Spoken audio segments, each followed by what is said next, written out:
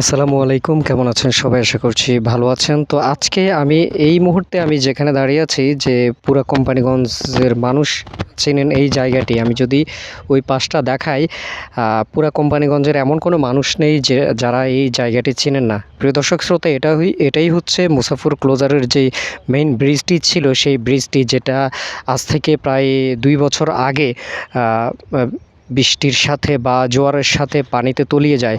সেই জায়গাটিতে আমি দাঁড়িয়ে আছি এবং এই জায়গাটি এখন পর্যন্তই যেভাবে আপনারা দেখেছেন সেভাবেই যদি থাকতো তাহলেও কিন্তু এই এলাকার মানুষের জীবনযাপনটা আরও ইজি হয়ে যেত। কিন্তু দেখেন, এই যে দেখেন ফাটলটা, এখানে যেই ফাটলটা আমি আপনাদেরকে দেখাচ্ছি, যে ফাটলটা দেখা যাচ্ছে এইখান থেকে, যদি বলি এইখান থেকে এই যে দেখতেই পাচ্ছেন সেই যেই ফাটলটা, এই ফাটলটা প্রায় ১ কাঠার উপরে জায়গা, ১ কাঠার উপরে জায়গা এখানে আছে এবং এটাও কিন্তু হয়তোবা আজকে দেখতে পাচ্ছি, হয়তোবা কালকে নাও থাকতে পারে এই জায়গাটা।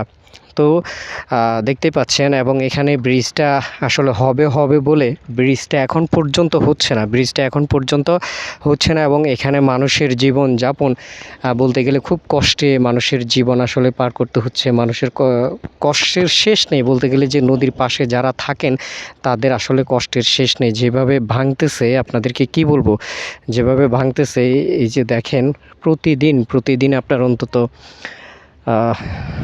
২ হাত ৩ হাত পর্যন্ত এখানে জায়গাগুলো ভাঙতেছে।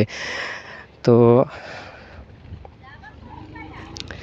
এখান থেকে আসলে রক্ষা পাওয়ার আসলে উপায় আমি দেখছি না। যদি ব্রিজটা না হয়, এখান থেকে আসলে রক্ষা পাবে কিনা এই মুসাফুরের মানুষ এখান থেকে রক্ষা পাবে কিনা সেটা আমার মনে হচ্ছে না।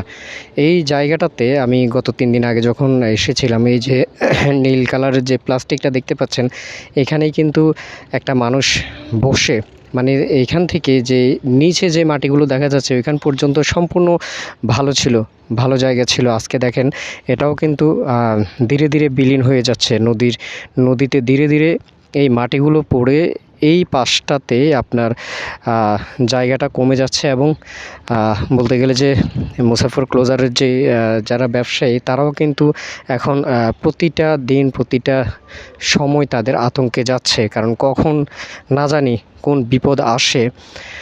তো দেখতেই পাচ্ছেন, এটা আসলে কি বলবো, নতুন করে আসলে কিছু বলতে পারতেছি না, কারণ এইখানের মানুষের জীবনটা এখন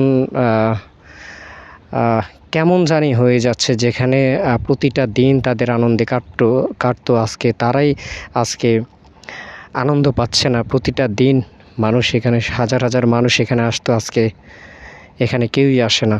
একেবারে শূন্য মানুষ দেখতেই পাচ্ছেন।